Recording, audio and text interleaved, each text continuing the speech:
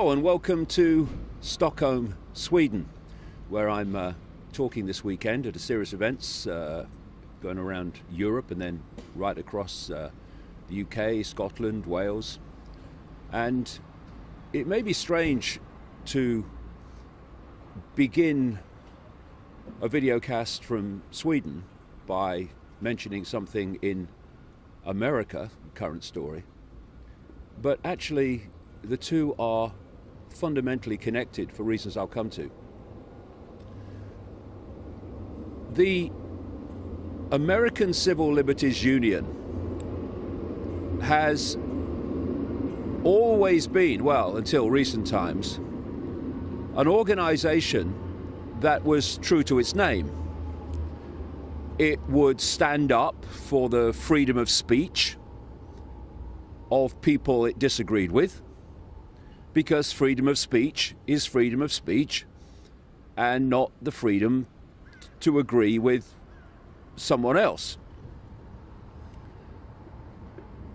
And it's also stood for the basic right to be considered innocent until proven guilty.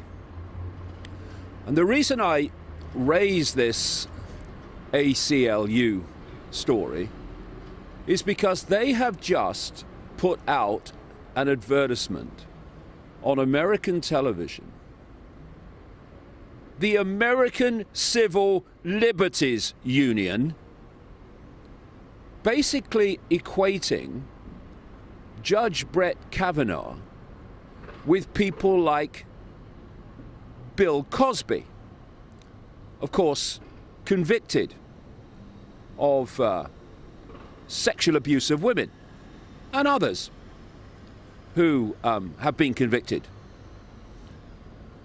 And they are equating the two in this advertisement.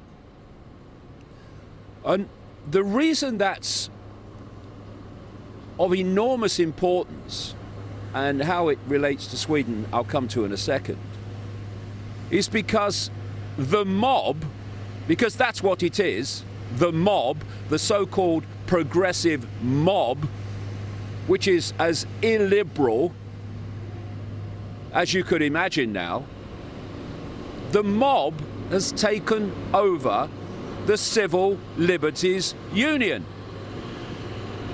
And the fact then is that the ACLU that once stood up to the mob has now become part of the mob. And that's where this world is going. Into a situation where those of the so-called political left, which is where, before I saw politics for what it was, a total hoax, I was brought up in a what would be called a politically left home on a council estate in Leicester. But the left and the truly liberal left that I knew has been hijacked by this mob that calls itself progressive. And so instead of going on marches, as they did in the 60s, demanding freedom of speech, this mob, which has hijacked the old left and the old liberal left, not least thanks to the tens of billions of dollars pumped into it by George Soros, the billionaire financier who couldn't give a damn about civil liberties and couldn't give a damn about social justice, and that's come from his own mouth before all this started. So now we have this mob that's hijacked the traditional left, going on protests to demand that freedom of speech is denied. And only their opinions, ludicrous as they are, most of them, are valid and can be allowed to circulate. And what it means is that irony of bloody ironies, the mob which constantly screams fascist, bigot in every direction,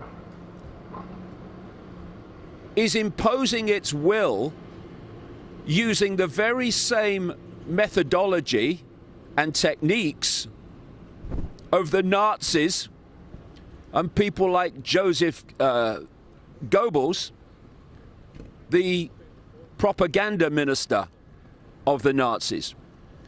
And one of the things that Goebbels said about how to impose your will and block the rights of others is so apt today. He said, accuse your opposition of what you are doing.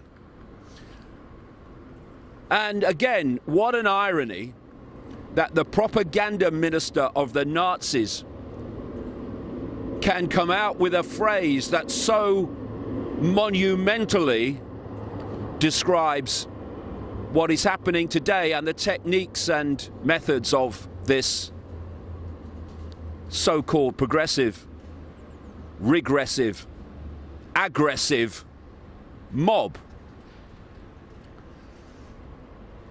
And if we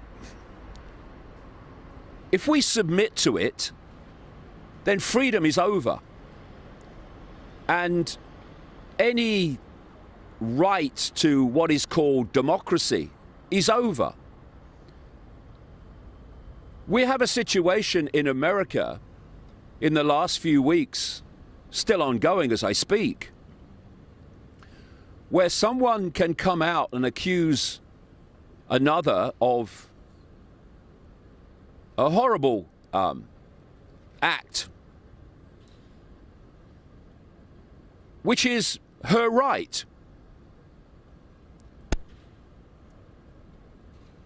But what followed was not questioning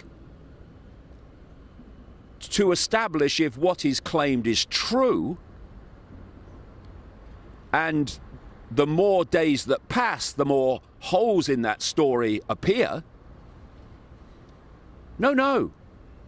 You can't question someone to see if they're telling the truth about someone else.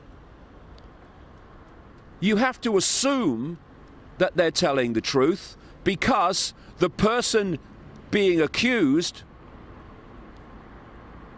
is someone you want to be perceived as guilty, not because he is or isn't, but because it suits your political agenda to stop him getting on the Supreme Court. This is the technique of the mob. In any point in history, the mob mentality that hung black people in the United States because they were black. That mob. No justice, no questioning, no fairness, just what the mob wants, what the mob decides the mob will have and the mob will do.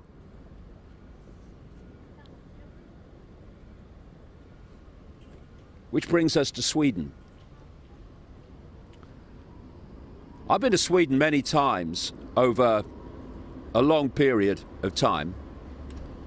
And the Sweden today is not the Sweden that used to be, and the change has been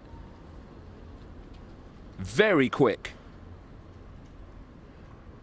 Because there is an element of Swedish society that would call itself progressive. And what you see here is the same situation, the same techniques, the same methods that you find in the United States with the progressive mob. And that is, only their opinion matters. Only if you agree with them can you, with validity, have freedom of expression. And because of this, talking to people in different times I've been here, they have become intimidated into not saying what they think because they fear repercussions and consequences from the mob. And what are they? When refugees, genuine refugees, are fleeing war, not least wars started by the governments of the West, I'm the first one to say we have to help them, we have to look after them. We have to look upon that in a humane, empathetic way. But that is not the same as has happened in Sweden in recent years, of just opening the door to anyone without checks, without any understanding or knowledge of their personality, their background, their attitudes. Having people come in claiming that they are children when they have beards and they're big muscular people. I think there's probably more to know there. Just let anyone in. And one of the great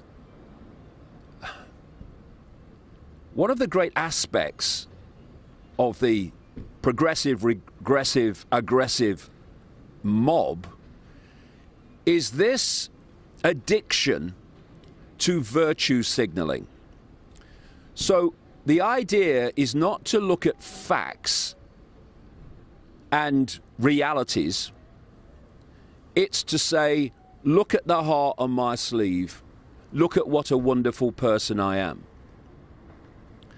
So facts and realities are irrelevant. Virtue signaling to others in the mob is all that matters. And therefore, instead of intelligently, maturely looking at the reality of what has happened in terms of this mass immigration into Sweden, biggest per capita immigration into any country in Europe, and looking at, okay, there's refugees in trouble here thanks to wars that the West has created, actually on purpose, if you really do the research, to make this happen. But that's too deep for progressives. Oh God, there's facts involved. So instead of looking at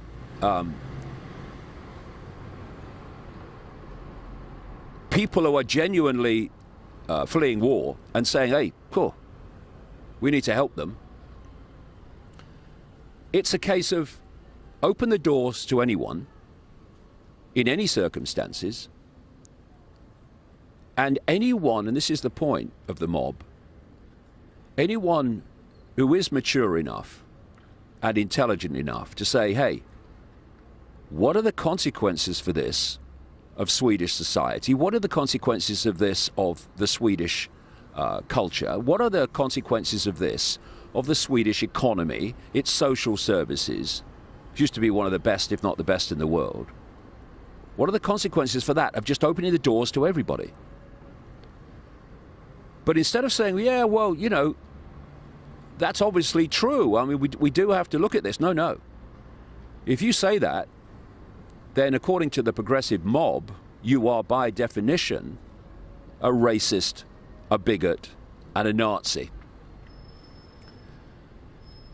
And just my opinion, I think the, quote, progressive Prime Minister of Sweden, who has overseen this, should not be in Parliament, should be in jail for imposing a transformation of Sweden in so many areas without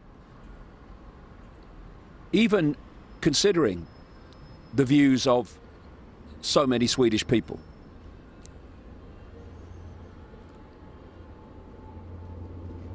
And we are now at a point where we either stand aside and allow the mob to rule, or we stand up and say, enough. We're not having this anymore. We're not being ruled by this fascistic mob any longer, in country after country after country, by the way. And you know, I've used the word irony a few times in this video cast, but I'll use it again. The irony of this mob complaining about the rise of the right and populist parties and governments in Europe. They clearly don't have mirrors in their house, because if they did, they would look at what's causing it. You see, it's very simple. If you impose your will upon a population and you allow that population to have no other opinion except yours without consequences of abuse, if you refuse to listen to the views and opinions and experiences and concerns of those people, and major parties are pretty much the same in that, so at an election you've got no choice, what is going to happen? Does anyone work that out? Others are going to come along eventually, and they're going to start saying and standing for opinions that up to that point have been silenced in a hail of abuse. And people, funnily enough, who've had their voice silenced before are going to vote for them. And then what happens? The mob that's created this situation says, oh, the rise of the right, oh, populist parties. Well, populist really comes from the word popular, doesn't it? They might ask why these parties are becoming more and more popular, while the mob and what it represents is becoming more and more unpopular. And if, we're going to protect freedom anywhere in the world, then people who care about freedom have got to stand up, have some backbone, and speak out in its defense and refuse to be intimidated into silence. And if the mob does not want the rise of so-called right-wing parties and populist parties, then they might have the humility, at last, to think that maybe their opinion is not the only one that's valid, and therefore to start listening to other opinions from people who live in the same world they do, the same society they do, and should have the same right to their opinion that they do. This really is a pivotal point in human society, and it's time to choose which way we go.